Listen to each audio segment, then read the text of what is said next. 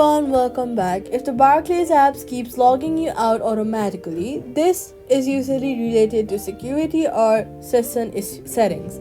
First, head over to your app store, search for your app and then make sure that your app is updated to the latest version. Updating your app ensures you have all the latest files and bug fixes, so update it. Then check that your phone's date and time are set automatically. Go to your settings app, then go to general, scroll down, go to date and time and make sure that your date and time is set to automatically. After that, disable power saver or power optimization for the Barclays app.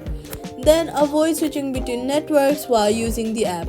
If biometric login is enabled, try disabling it temporarily and log in using your passcode.